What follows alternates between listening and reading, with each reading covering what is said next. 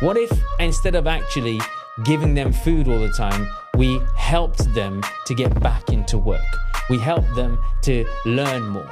We help them to get out their own way. We help them fight their own inner demons. We help them overcome whatever struggles they're going on mentally that prevent them from moving forwards as well. We help them heal any trauma that's going on right now that's stopping them from moving forwards. Because a lot of homeless people, by the way, a lot of homeless people used to be doing well.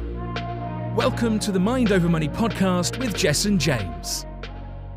Hey, it's Jessen James here, and welcome to another episode of the Mind Over Money podcast. I hope you are enjoying this podcast, and if you're not, why not? What the hell's going on? But seriously though, if you're new to it, welcome. If you are coming back, welcome back again. And if you are new to us, or if you've been listening for a while, but you've just been lurking in the background, make sure that you like and subscribe to the podcast, whether you're watching on YouTube, whether you're watching on Spotify, whatever channel you're watching on right now, make sure that you subscribe to the podcast. Even if it's just the audio version, make sure you subscribe and you like the episodes wherever you are. Make sure you leave us a review and make sure you share it with other people. If you're watching on YouTube, make sure you subscribe and hit the notification bell for when I go live or when I put other episodes up. Okay, so let's dive into this episode. What are we going to be talking about today?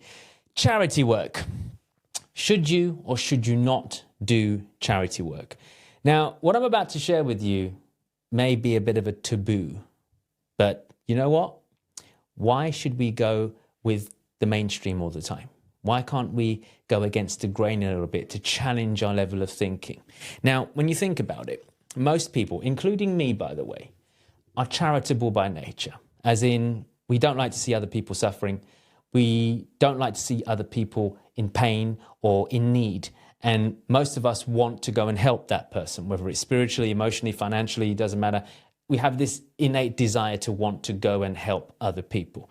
And I think that's beautiful. And I think, if I'm very honest, I think society needs more of that. Here's my problem, though. When you engage in too much charity work, and what I mean by that is, when you get to the point where you feel sorry for somebody, to the point where you're just so sad for this person that you'll do whatever you can to get them out of a hole, unconsciously, here's what you're doing. When you feel sorry for one, you actually disempower them. That's the first thing. Secondly, you're not helping them in the long term.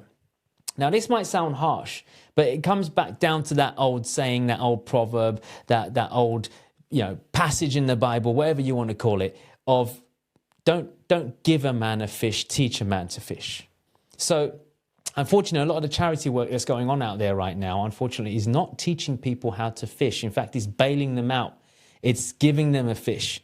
It's actually just putting a plaster over a bandage. Now, there's context to this, okay? Depends on your resources and it depends on the time that you've got and it depends on who you are.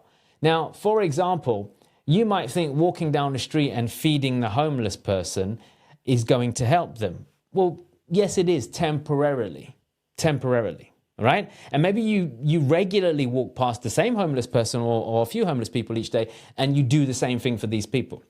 Now, that homeless person is not just getting help from you, they're getting help from other people passing by. So here's what's going on. How is that homeless person ever going to be rehomed? Providing they want to, by the way. I'm fully aware for some of them it's a lifestyle choice and they don't want to be rehomed. They like doing what they do. But there's people who want to get back on their feet. There's people who want to get back into employment. There's people who want to get back into work and earn some money or get back into education and eventually have their own roof over their heads again. There's people who actually want to get back on their feet. So how are you helping them if you keep on just putting a plaster over the bandage? You're not really. You're actually, I would argue, now this might sound harsh, but I would argue that you're actually making their problem worse because now they're just comfortable. It sounds crazy, right? They're on the street, Jessen. How can they be comfortable? Because maybe they're just used to living like that right now. And if every passerby that goes by either gives them some money or buys them some food or helps them or in some way or form or whatever, there's no real reason to move. Now, what if instead many of us turned our attention towards giving people who needed charity more motivation and education instead? What if instead of actually giving them food all the time, we helped them to get back into work? We helped them to learn more. We help them to get out their own way. We help them fight their own inner demons. We help them overcome whatever struggles they're going on mentally that prevent them from moving forwards as well. We help them heal any trauma that's going on right now that's stopping them from moving forwards. Because a lot of homeless people, by the way, a lot of homeless people used to be doing well. There's people who've, I don't know, come from a different country, was in a job doing well, or education, or whatever it is, and they lost it all, and now they're on the street. There's people who've been through divorces, and there's all kinds of people on the street. So what I'm trying to say is some of them have just got deep, unhealed trauma around what's happened to them in the past, which is stopping them from moving forward. So it comes back down to, are we really helping them when we give them a meal? And I'm just using homeless people as an example for charity work. I know there's lots more charity work going on out there. For example, when you're donating to, this might sound a bit mean because I'm a nurse, but when you donate to hospitals, are you really helping the hospitals? I don't think we are. Now, you might be going, just what are you on about? Of course it is. When you donate money to hospitals, it's beautiful. They get to help more patients. They get to help more children. Yeah. Temporarily, and they rely on these donations constantly. When we live in a country, this is the UK I'm talking about here, I'm not sure about the country you're tuning in from, but in the UK, we have a National Health Service who's supposed to provide for that particular hospital. Now, the same government who say they don't have enough money to give this hospital, which is why they rely on donations from the public, is probably spending money wrongly elsewhere. So rather than donate money to the hospital all the time, could you do something better? Could you work with the hospital instead to raise their own money through their own entrepreneurial efforts? Or could you campaign or speak to your local MP or do something constructive that will try and shape government policy to make sure that they have the right funds to deploy to our National Health Service? Now, I know it's easier said than done, and I know you might be going, but Jessen, that's hard work. I know, I get it, but all I'm trying to do on this podcast is change your level of thinking. Because if I can change your level of thinking, your whole life changes, your whole perspective changes. So my point is around charity work is don't feel sorry for people because you disempower them. You must empower people by empathizing rather than sympathizing with their situation. When you sympathize with someone, it's like, I feel sorry for you. And next time you see them, they're going to see you and they're going to anchor this sense of, feeling sorry for themselves to you. They'll be like, there's that person who felt sorry for me. They get me. They understand me. Rather than you being that person, hey, look, I get it. I understand it. I don't agree that you should stay where you are right now, and I believe there's a better way. Suddenly you're making them feel that, hey, actually, maybe I should challenge myself. Maybe I should empower myself. Maybe I don't need to live like this for the rest of my life. Maybe there is hope. Maybe there is light at the end of the tunnel. But when you disempower them by just constantly feeding them or giving them money or helping them do stuff, when you could be actually teaching them how to do stuff, showing them how to fend for themselves, helping them learn a new skill, then everything changes. Like I've been seeing a few videos recently online of YouTubers and TikTokers who are doing charitable work, as in they're I don't know, you'll find this young, privileged, white dude walking around the street in India and randomly picks up a homeless guy, sits him on a chair, gives him a haircut, shaves his beard, gives him a wash, puts some clothes on him, makes him look good, makes him feel good, feeds him a meal, gives him some food, and puts him right back in the gutter where you picked him up. Look, it's a beautiful act, don't get me wrong. It's beautiful to watch. When you're watching it, you're thinking, wow, you just made that guy's day. You did. But the minute you said bye-bye to him, his whole reality came flooding back. That, hey, in a matter of weeks, I'm going to be looking exactly the same as when you picked me up.